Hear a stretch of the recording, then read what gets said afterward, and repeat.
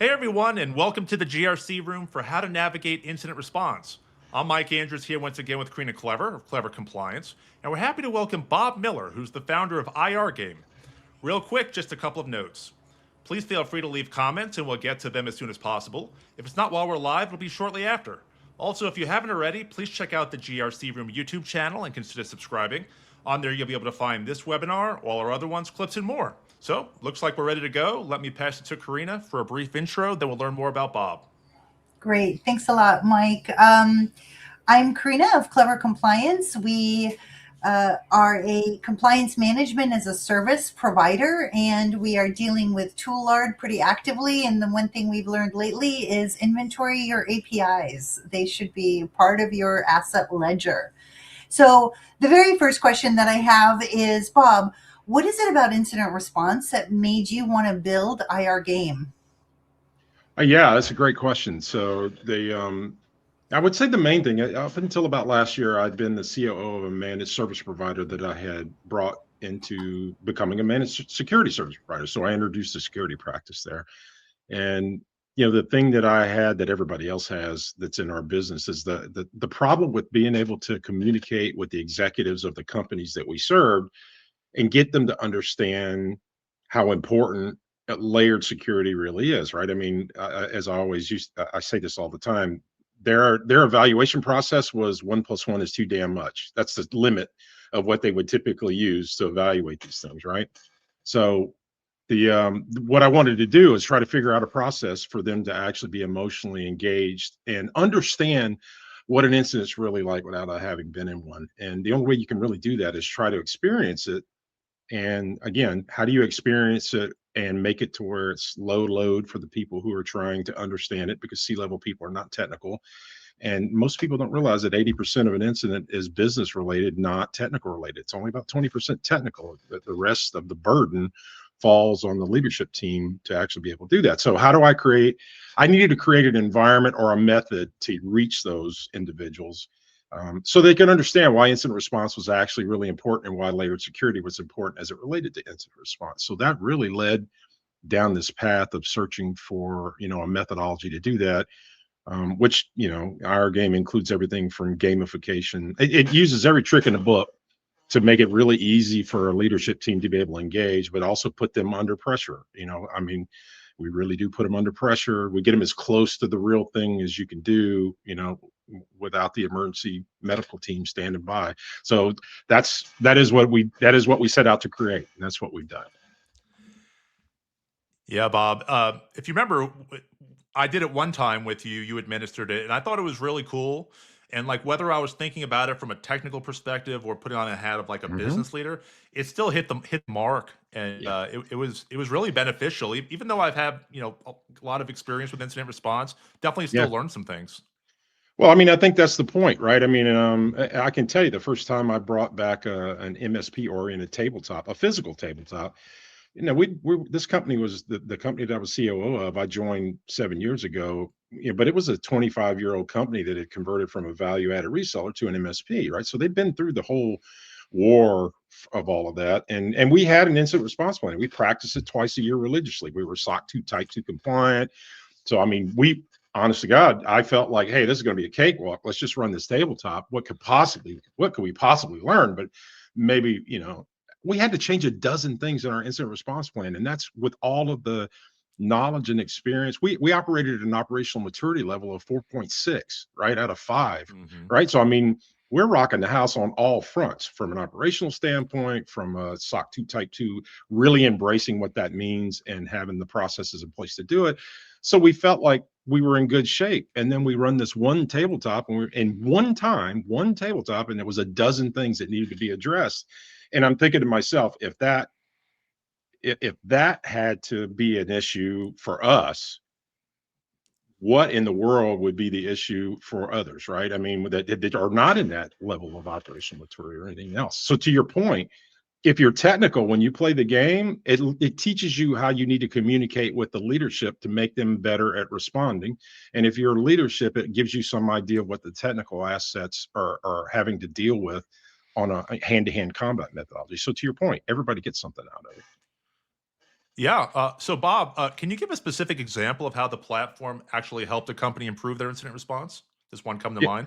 yeah. Well, of course, I do these for MSPs all the time, right? So they ask me to run games for their internal teams, obviously that makes a lot of sense given that they're the ones that really ought to be. They're at the center of a lot of different networks, right? So they need to be concerned about incident response. But I ran one with an MSP, just a few weeks ago, and it took it literally in that hour and a half of running this exercise, which you've been through it, Mike. It's not hard to get into. It's not hard to understand. It's easy to consume. But within that 90 minutes, we uncovered half a dozen gaps, right? So, and I really felt for them because they were about the size that we were at the MSP I was at previously. And I says, look, some of these are actually pretty serious. So I'm willing to have a follow-up meeting with you because you guys really need to prioritize and start moving on this. This is not something you can do. And one of the reasons they asked me to actually do the game for them is because they had a compliance audit coming up and they were going to need verification that they had run an exercise, and they needed an artifact from a third party to attest to the fact they had done that and what came out of it, right? So part of what we do is we provide a day after report after the game is over, and we actually are able to encode in that the gaps that they identified as part of the process.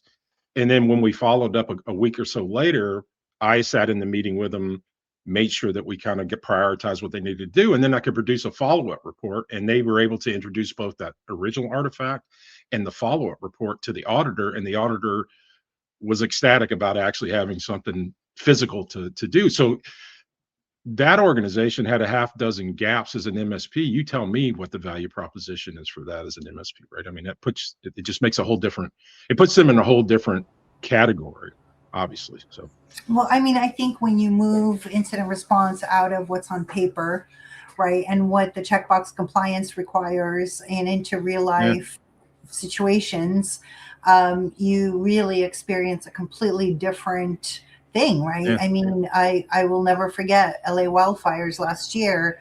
One of our clients, one of the technicians who was doing some of the backup activities, they had drilled it before, and all of a sudden I get this screaming phone call. What the hell is a frequently? Can I do this next week? Or is this every 5 minutes? I think my house is on fire.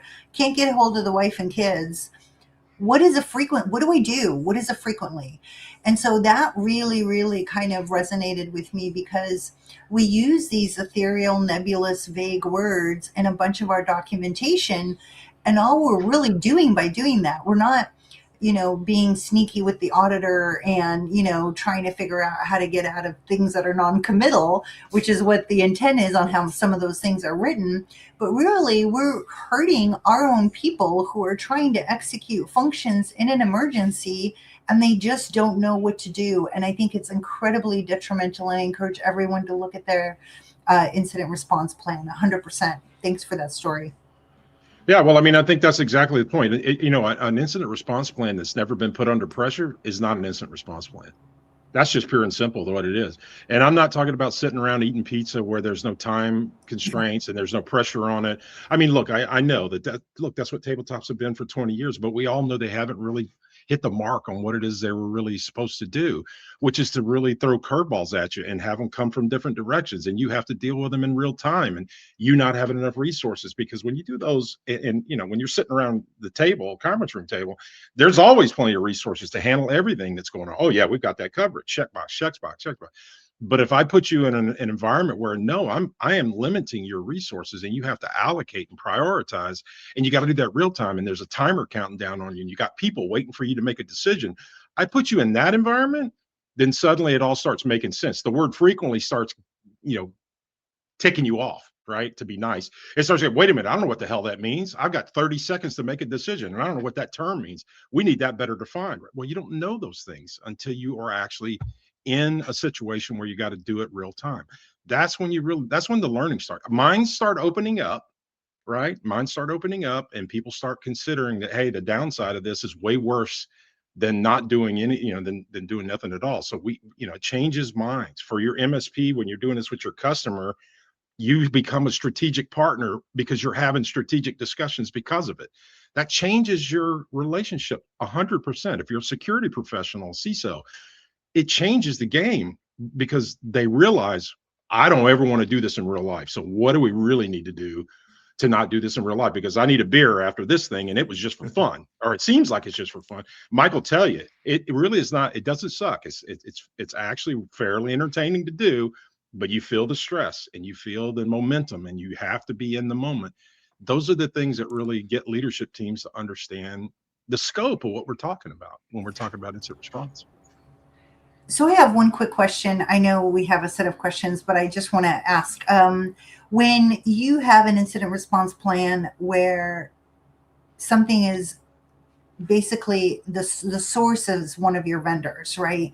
Third parties, yes. Right. So the third party, the risk that we have right now with the third parties where we're blatantly just passing data on over Yeah. without any of the controls, the APIs that, were set up 8 years ago.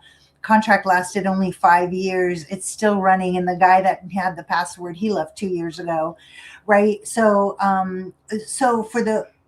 is there really an incident response, like we have in risk management? Well, that risk is transferred, not my problem. It's a contractual thing. And, I'm going to play ostrich and stick my head in the sand because not it.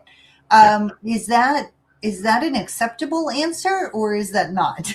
Can you elaborate just a little bit on that? First of all, I think I love you. First of all. Okay. Second, look, you're rubbing on one of the biggest nerves I have right now, especially given the advances in AI and AI being used in the workplace and AI being used in the tool chains. These third-party compromises are happening weekly now, not like they used to be.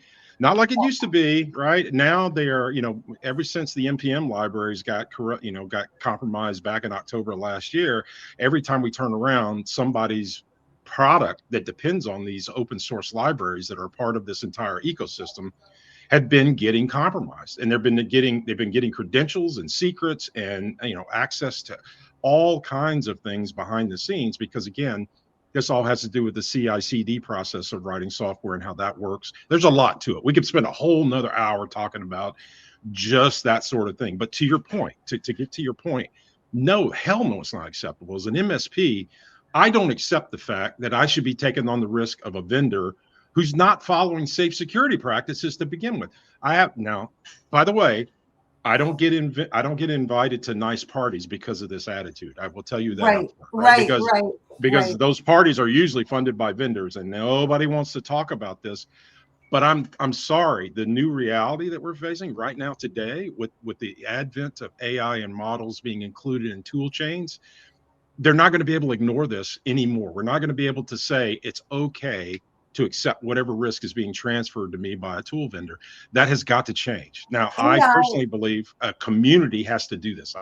So AI, I believe, I've always said, needs to be treated like any other vendor. Undergo vendor management due diligence, put it through your program, do the risk assessment, understand what data you're passing, what data you're receiving, how you're processing it, right? And so it's not one of those convenient things on the side, because it's probably touching some critical data. So I absolutely, completely support you on that. And we are, Mike and I, we decided to keep the GRC room completely tool agnostic and unsponsored.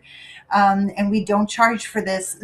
Really what you're talking about, how I'm not very frequently included into meetings, same here, right? Because the expectations is I push other people's tools, and I don't think that tools are the answer, right? It's usually, for me, it's GRC. 100%. Yeah. That was a great exchange there. So those two questions were for Bob primarily. So now we have some other questions that we're going to bounce around between Bob and Karina. So first one up, let's start with Bob, and then Karina, let's hear from you. Bob, if you had to summarize the typical SMB mindset when it comes to incident response, what would you say? Unaware. I mean, honestly, unaware of of what's involved in it, right? I mean, by the way, as SMBs, look, you even have to start with MSPs, right? I mean, 90% of the MSPs out there are 5 million or below, so they're small outfits.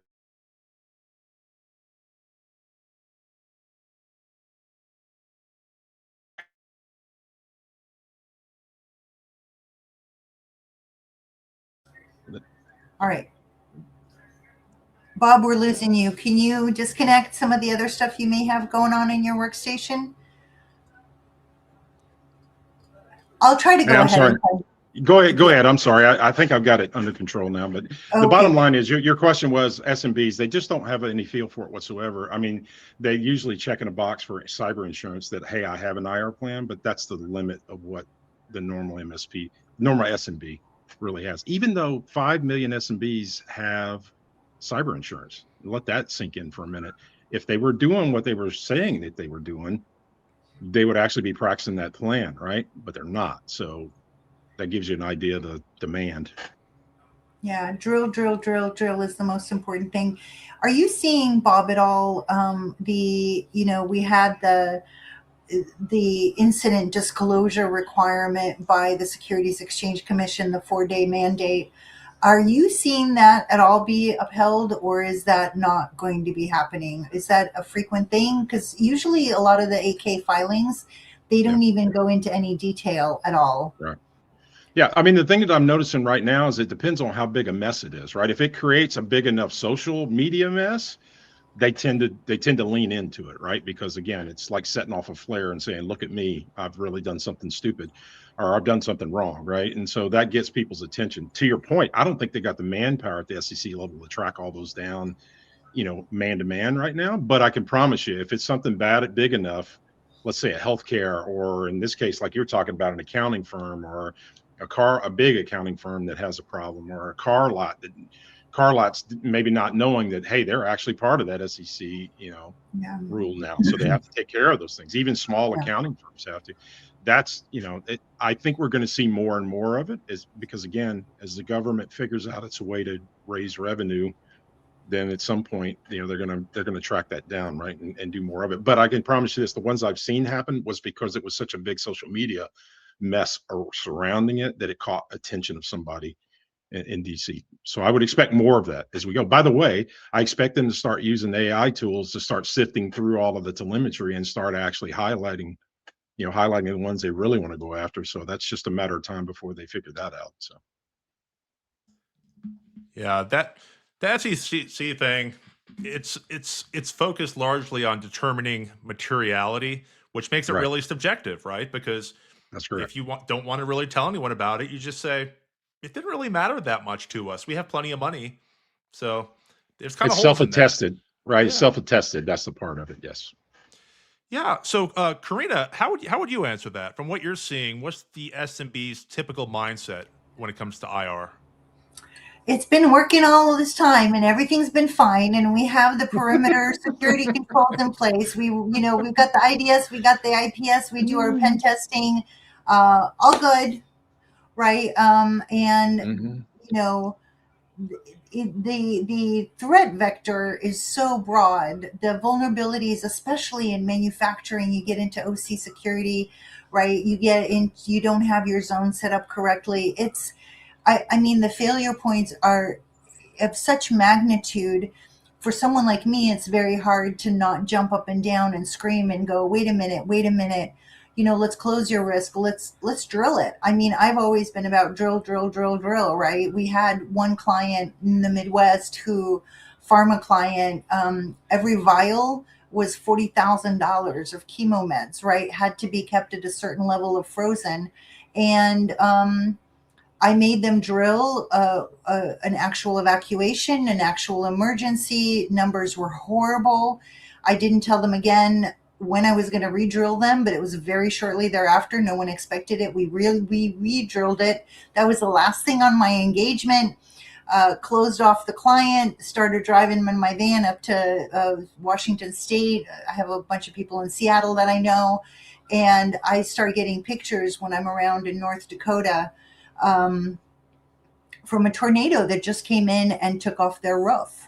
And the fact that they didn't lose one vial of meds, right, in that emergency, because we had drilled it twice. The first round, people are like opening up the freezer door to go do a count. It's like, no, keep the door shut. If you don't have power, don't introduce ambient air in there, right? So, I mean, There's so much that we take for granted with things working as is. We don't know how to reinstate and recover and know where our data is. And to me, that all starts with data classification. And so I always encourage everyone to classify their data, know where their golden eggs are, right? Where their crown jewels are.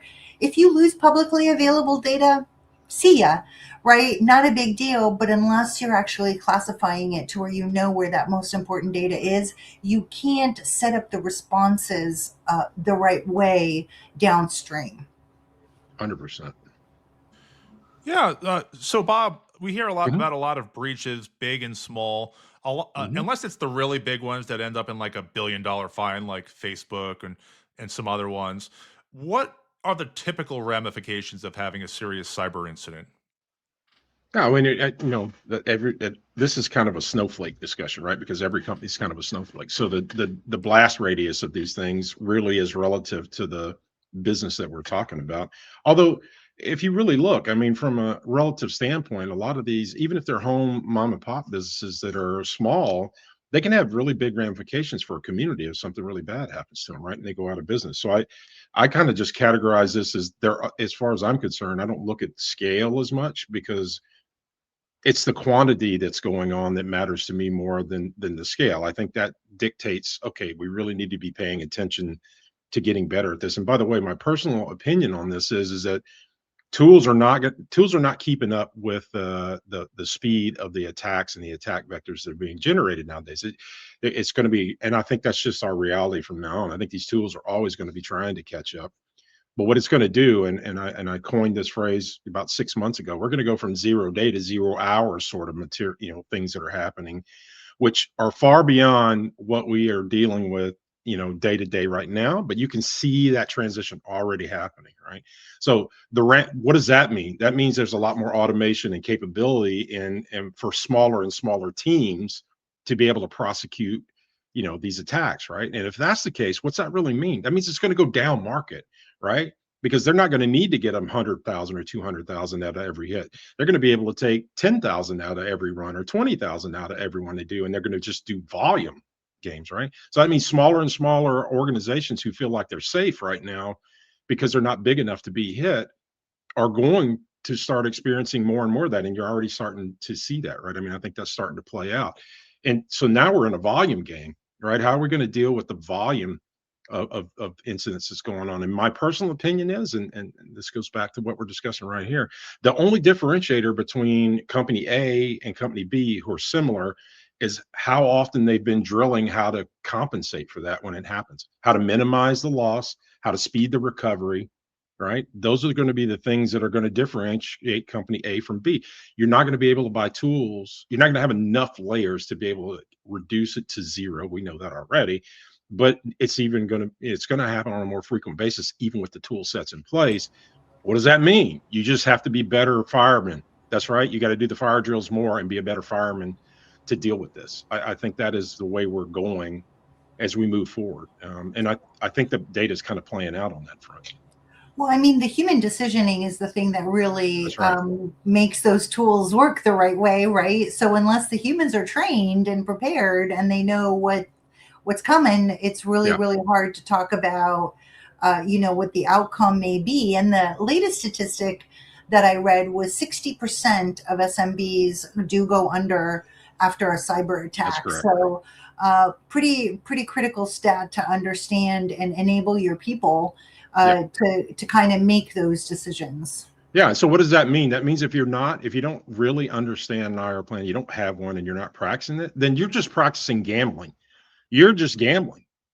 I don't consider gambling a strategy, right? And so that's what we're talking about here. You're literally gambling, and it's just a matter of time before you get the wrong end of that, right?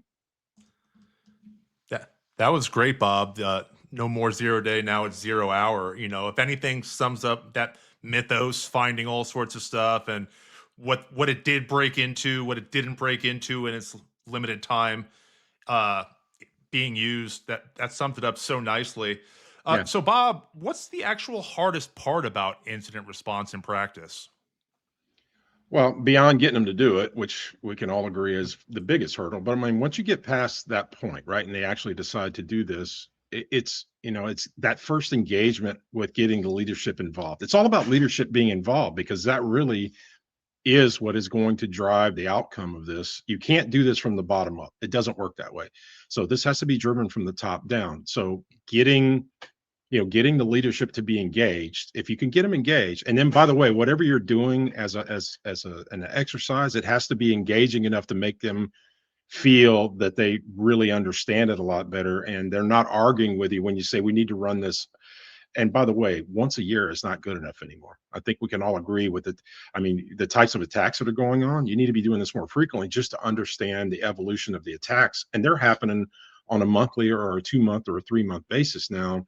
If you're not practicing hitting that curveball of what the new attack is, then you don't know whether or not your plan is ready to go, right? So again, frequency.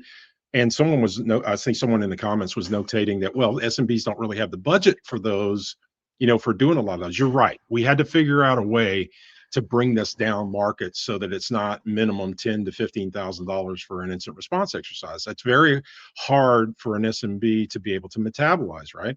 But if we could cut that in half, or we could cut that in or better, then it does put it in the right ballpark for them. And then it's just getting them engaged, right? Once you tackle the budget problem, it's getting them engaged. Like you said, the hardest thing is that. And by the way, the other hardest thing, I would say that, and I get asked this, and I'm maybe jumping ahead. You probably got a question down the line that says this. People always ask me, what's the thing that get companies in trouble the quickest and the most frequent from an incident response standpoint? And it's their damn communication plan, both internally and externally. They don't know when to shut the hell up. And they don't know how to keep people from talking about things that we don't know for a fact yet, right? I mean, we see this coming from Washington, D.C., where people are saying things and 2 weeks later go, oh, it wasn't anything like that. We actually got that completely wrong. Well, that might be okay for a press release. That is not okay for an incident response, right? So those are all, I would say those are all, kind of mixed in there. Hard things to get them to understand, but once they experience it, not nearly as difficult for them to make part of habit. And I want to add really quickly, for the company that's small and they may want a compliance manager, or they may want a CISO, or they may want, some sort of leadership outside of their own bubble for some of their GRC or cybersecurity initiatives or incident initiatives. Fractional folks are coming up now all the time. We have several clients where they're like, I don't really want you full time. And I'm like, well, I don't want to be with you full time. Right. I love everybody. Right. So it's a great model. And I know Mike does this, right. And I do this. It's just to hire somebody part-time to just take a look at your strategy, take a look at how you think you're going to do stuff if it ever happens. If an auditor ever shows up, if you might be getting personally identifiable information, just call somebody and say, hey, can you give me advice for a few hours? And at least those few hours, even if paid. So you're not talking about a full-time salary for an entire year for somebody that's going to sit there twiddling their thumbs because you're so small. Bring somebody in on a part-time basis that can just kind of give you some guidance. I mean, God, I've been doing this. I started IT in April 1989, right? So it's just a great way to, I think, interview the fractional people, see what they see how some CISOs are incredibly technical. They grew up technical. Some CISOs know nothing about technical and they're really good on the GRC side. So it really depends on what your need is. Just bring somebody in. Don't sit in a bubble and just hope that everything's going to be A-okay. By the way, you need that because your cyber insurance is going to deny a claim if you haven't made any effort whatsoever to do, to actually exert some sort of leadership in this. You may be paying that insurance and you're not going to get claimed. Your claim's not going to get paid. I'm just telling you, they are always looking for that angle. So going to a fractional method, going to a fractional strategy, at least shows that you're making an effort in a way to kind of counter this. That's going to go a long way for a small business to actually get their claims paid. 100%. There seems to be this notion in a lot of parts of cybersecurity that it either has to be all or nothing. Like you mentioned $15,000, Bob, for a cost of an exercise. It doesn't say it has to cost that much anywhere. It's like if you're doing a vendor management checklist, I've never seen one that says, Have you done it? Have you exercised your IR plan? Did it cost enough? Did you feel the pain in your pocket? Like it's not like that. Like even No. if you start with like a simple lost laptop scenario, it might seem real simple. It's like, oh, okay, we lost a laptop. Let's just get them another laptop. It's like, okay, well, what data was on there? Are you able to remote wipe it based Yeah. on those data types? What contractual obligations did compliance requirements? There's ramifications to this stuff, and even something like that can cost literally $0 and take a couple hours, and it's still a lot more valuable than doing nothing. I look, I think if they really knew what the cost of getting it wrong was, I mean, honest to goodness, if they really just, and you don't have to take my word for it or anybody on this call word for it, go talk to people who have experienced an incident. And there are going to be people who will tell you what they went through. If you, I mean, literally any one of these incidents that I've been involved in lately, they could have paid for cyber insurance and fractional CISOs for 10 years on the loss that they experienced in one incident. You, the point is there's no bottom to these things, right? I mean, there really isn't.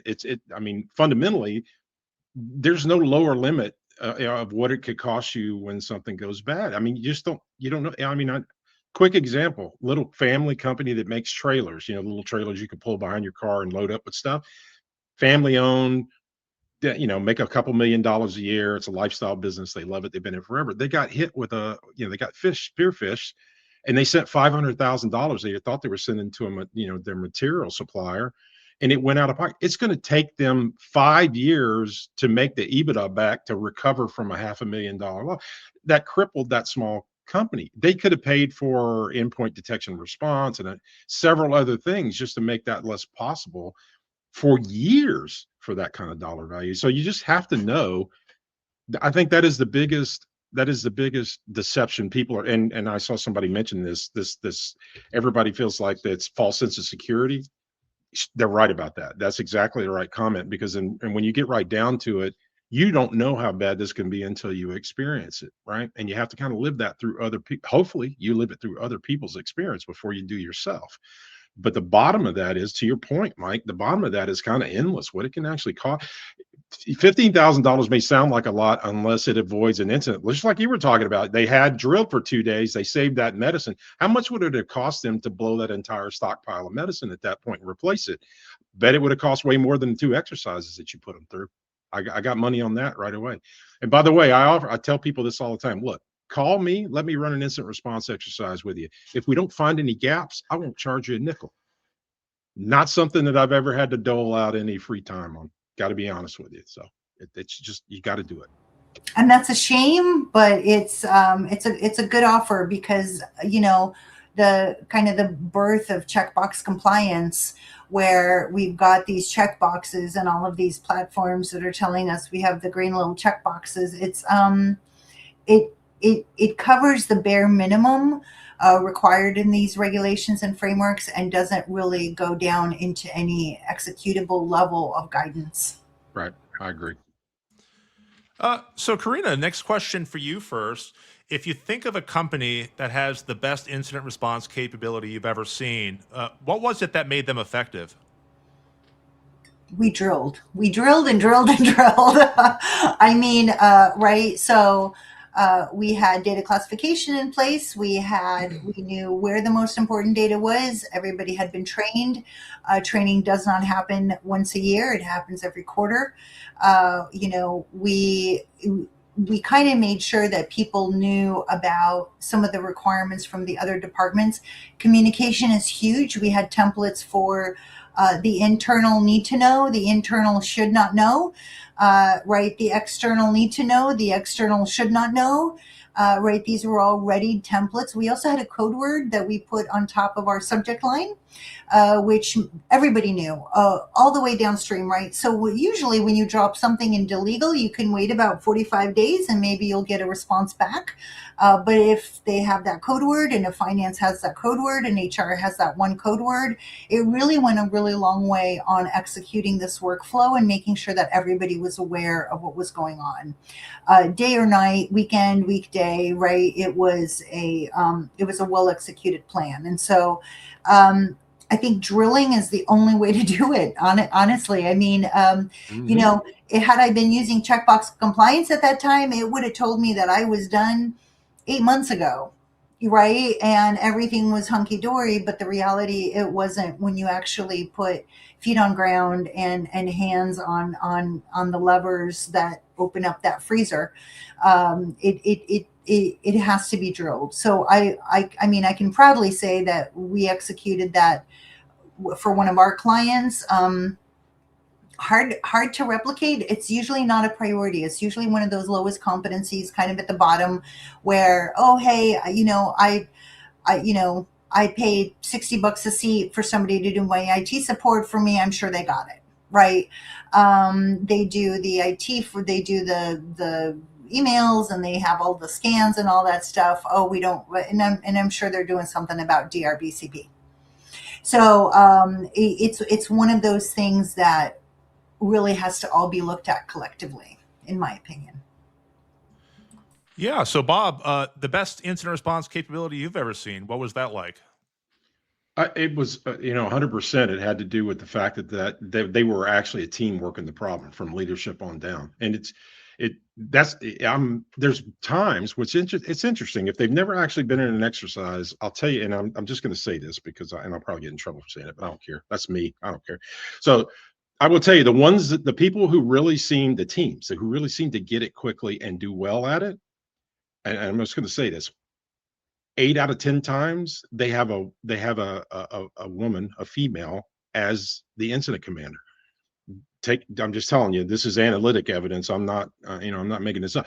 And because they immediately divorce themselves from the emotional side of what's going on, and they have a very good ability to command and control and communicate with the rest of the team, which is 90% of it. Communication is 90 to 95% of a team being able to actually do this. So the people who do well, what does a good incident response look like? It's when the team has that good communication, they have gone through or drilled or understand what it is they need to do, and they just follow a standard playbook, and they deal with the curveballs because they're used to hitting curveballs at that point because they've done enough drills with enough different views of what could go wrong and scenario types. Then nothing really gets them off their horse about dealing with it in a calm and efficient manner. That is the best you can possibly hope for in an incident response, right? Because I told you, this is 80% of it is non-technical, which that means people and teams working cohesively as a group, leadership and your technical assets being able to communicate in a way that's effective between the two of them so that the best decisions are getting made across the board, not just for one group or the other group because they're too siloed. So that's what really good incident response looks like. It looks like a team who's not afraid to take on the challenge, knows that they can communicate, is comfortable dealing with that, the stress of the situation, and working methodically against a plan that they have practiced. When you see that type of individual, that type of team take on an incident, they're going to minimize the loss and they're going to speed the recovery. It happens every time. It's not even an option, right? It's going to be the outcome. Now, I'm not saying they won't lose anything. That is not what I'm saying. Depending on on what happened and how it got dealt with, but at least that organization can get through it the best that they possibly can, which is all you can really ask for, right? I can't believe you said that, Bob. That just crossed the. No, I'm just kidding. Well, no, I don't, but I'm just telling you, I love it because I can see it coming a mile away when somebody who really, and I don't know why, but I understand it because I have some very strong-willed women in my life. So I understand their ability to command and control, right? But when I see that happen and it just happens over and over and over again, it just is a communication thing. We as guys are not that great at communicators sometimes. That's really what it comes down to.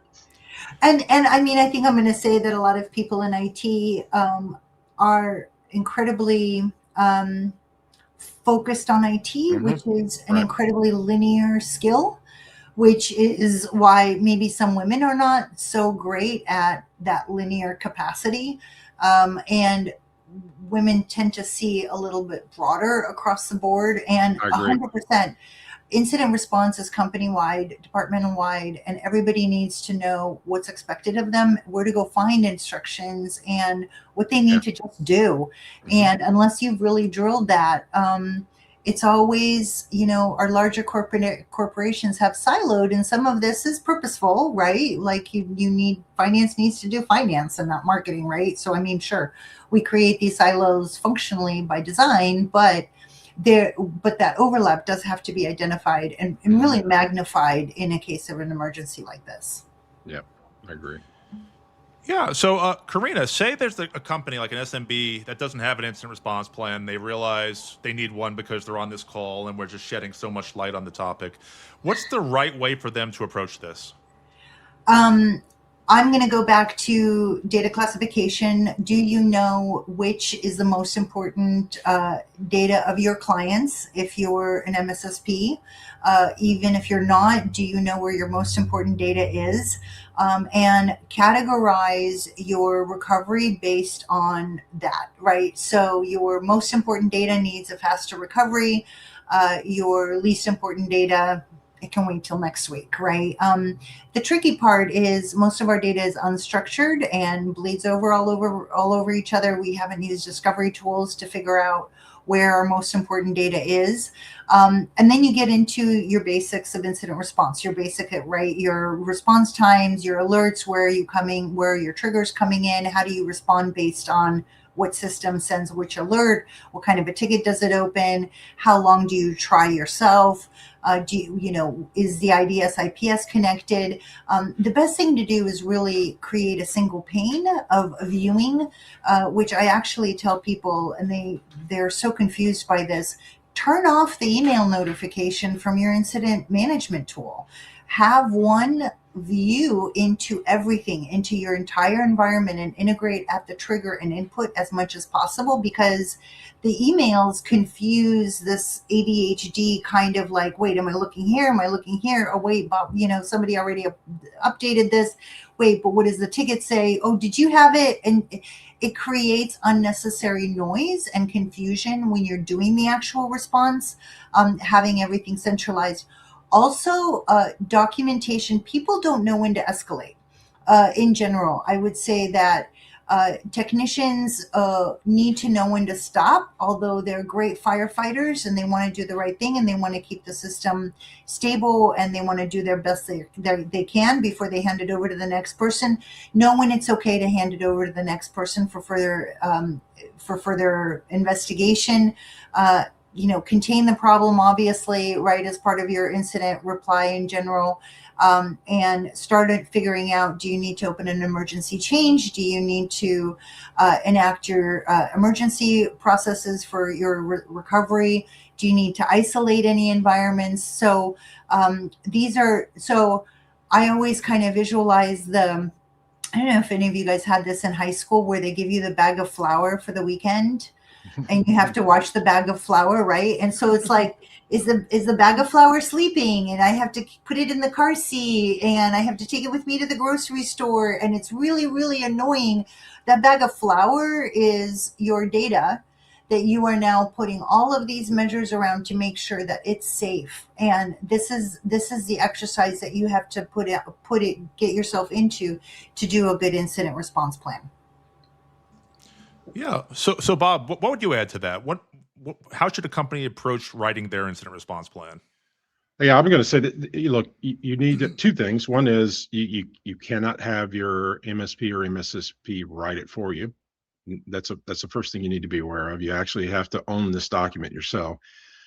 B, I really suggest you get help from somebody who has done this related to an industry that is like yours. So I would even put the feelers out and say, hey, I'm interested in finding, a CISO or vCISO, whatever you want to look at, or any other people who are, are out there that can do incident response plans. But find one that has some experience in your industry, because it's pretty important for the reasons that we talk about. If you're starting from scratch, you really need to know what the critical things are inside of your organization. And, to your point, you need to have at least done a business risk assessment, which identifies all those critical systems and where they are in the workflow, because that's part of an incident response plan as well. And as we further go down that list, okay, well, then the data and the data policies, especially in the era of AI being enabled in all of these environments now, data labeling, data privacy, all of those things have to be in place to really be able to enforce that, to minimize your risk.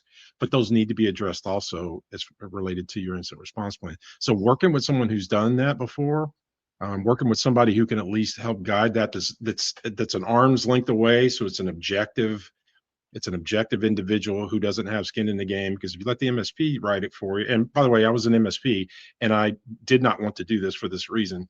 You can't really let the foxes guard the hen house, which is what it would look like if you're not careful, if they're involved in writing your incident response plan. So you need to take ownership of this as a company, but get help. I think that's the initial thing. If you don't understand it, that's okay. There are a lot of people who can actually help you get this right. And don't be afraid to go find those individuals and ask around, to get the right viewpoints on it. It's so personal too. That's the other thing. You can't just take a boilerplate IR plan from somebody else and, stick it on your forehead and say you got it covered.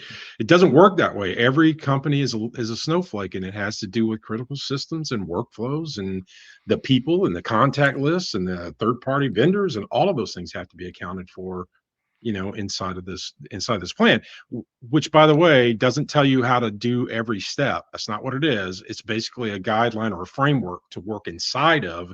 That's where these drills come in, so that you know what actions to actually take as it relates to that framework. Those are two different things. You can't just build a procedure document and it actually have any value. That's not what it needs to be. It needs to be all the critical information, and at least who needs to be notified when, out of band communications, all those kinds of things. But you need to drill so that you know how to actually tactically, make the decisions you have to on a minute by minute basis. And that comes in addition to that plan. So, Yeah, that's some great insight there. A lot of companies make an IR plan because of compliance or because of their cyber insurance policy, but it's best to actually make it focus on like the risks to their actual business and usefulness. Make it useful. It's not like documentation can't be useful. Like, yeah, it might be a compliance requirement. Nothing says it can't be useful as well. So let's focus on that. But so Bob, next question for you. Say an SMB wants to test their cyber incident response capabilities, whether it's a formal exercise, maybe not, maybe just they have some time on a given day. What are some good ways to do this? well, I mean, look, there are, CISA and a bunch of other organizations have scenarios that you could take and you could do in-house if you wanted to, right? You could actually do, kind of an informal, hey, here's the situation, how would we respond to it thing. I don't know any other way, as we were talking about before. I know no other way than to drill to make you better at this. I don't know. I don't think there exists any other way to do this. You can't pay other people to do it for you. There's no easy button. There's nothing, right? The only thing that I know that has any chance whatsoever is to drill. So if we're past that point, there are plenty of exercises out there that are free to get your hands on. And CISA has them, GTIA, which is an organization that MSP subscribes to. They have them. Lots of organizations have them.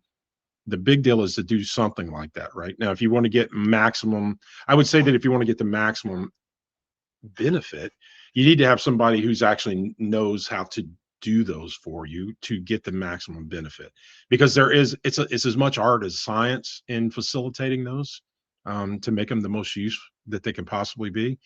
Doesn't require a technical background to facilitate an incident response plan. That's not true. Anybody can do it. As long as you can hold a conversation with human beings and them not hate you, then you can run it. You can facilitate an incident response exercise, right? So you could take it low tech, get those free ones, run those exercises. You can amp it up a little bit by finding somebody who specializes in it and knows how to really put you to the test. And then the big one is where you go beyond an exercise and you go into an actual simulation. A simulation means that somebody's going to be spending hundreds of hours customizing that environment that you're going to wind up exercising inside of, so that it's a much more sophisticated exercise. So there are different levels of exercises. There are drills, and then there are exercises, and in exercises, there's 2 or 3 levels of exercises, right? So one thing I think I'd like to encourage people with this, I have a lot of people that publish policies based on templates, and they print them out in a binder, and they put the binder on top of a shelf, and it collects dust until somebody asks to actually see them. So this I want to do as little as possible kind of attitude, although your exercise should be scoped to an actual scenario. Mm-hmm. Don't allow yourself to pass the exercise just to get the pass. Meaning, right, make sure that the scope is all inclusive across the company, because look, there's different ways to cherry pick, right? Oh, look, I did the bare minimum and there it is, and I'm good till next year. Uh, Allow yourself to kind of give yourself some freedom to go into, hey, well, what happens when something happens from HR? What happens when something happens at the vendor?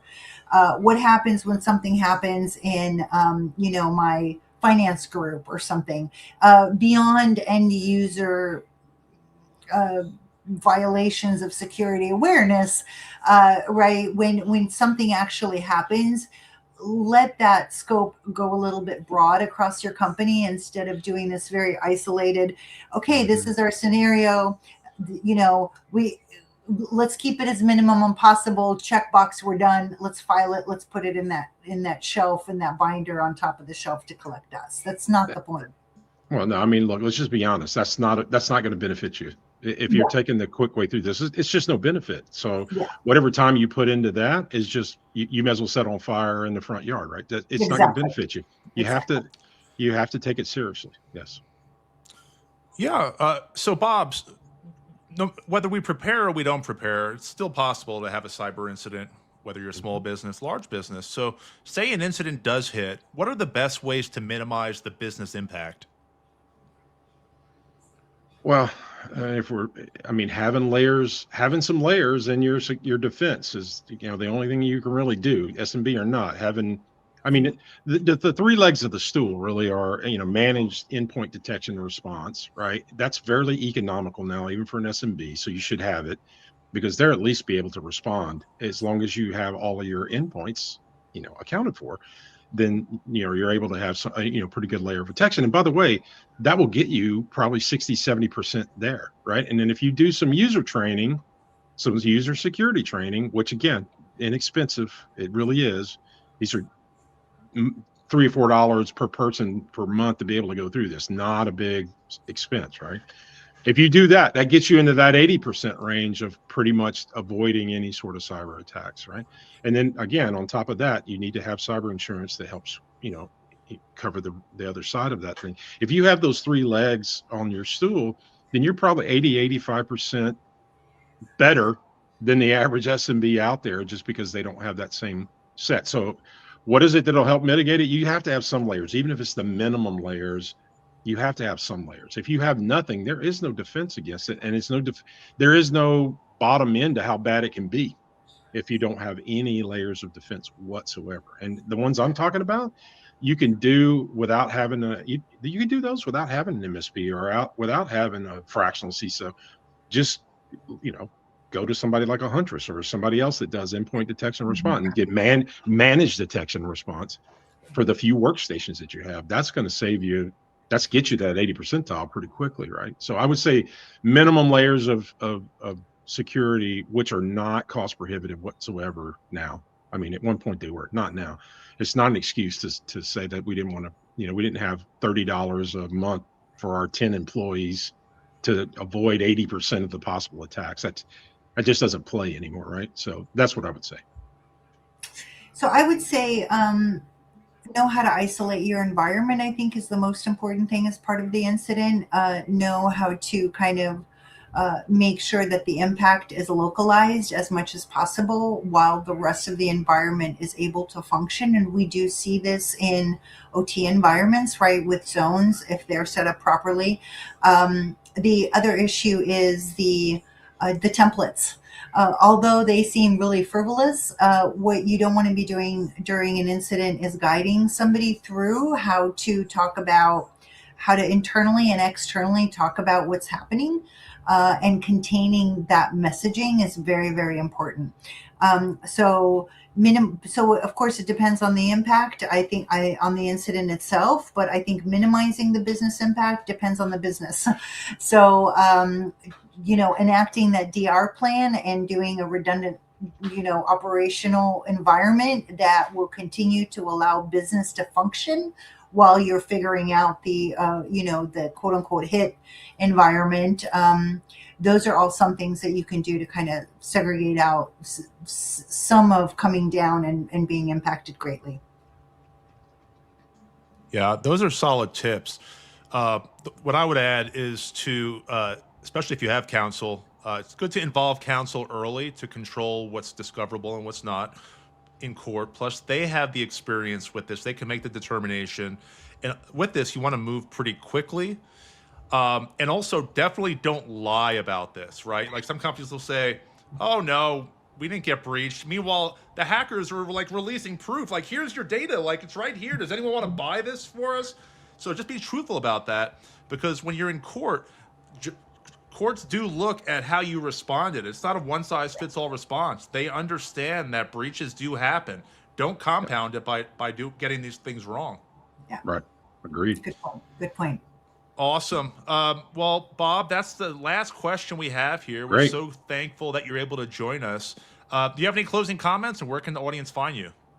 Well, look, you can find me on LinkedIn. Robert Miller is what it's under on LinkedIn, but also you can also hit me up at IRGame.ai. That's our website. So we do a free incident response exercise the last Friday of every month. Anybody can sign up for. So nice. Nobody has an excuse. We've been doing that for over 2.5 years. So Wow. you can get on IRGame website and actually sign up for that. You can find me, like I said, through LinkedIn, and it's bob.miller at IRGame.ai if you want to hit me up directly. That's amazing. Thank you back. Thank you for giving back to the community in such a wonderful way on such a critical topic. So I am on LinkedIn, but admittedly not as much as I should be these days. So my apologies for that. My closing comment is please keep your kids' pictures and videos off the internet. No videos, no pictures of neighbors and nieces and grandkids and kids. Just try to lower their digital footprint however much you can.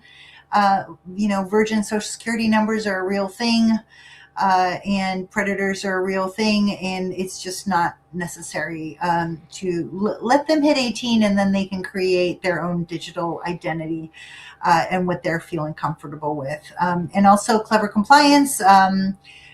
Happy to get any emails on any problems you might be having with your GRC program. All right. Awesome, Karina. And thank you, Bob. For anyone on here, if you'd like to connect with me, I'm on LinkedIn probably more than I should be, so feel free to reach out.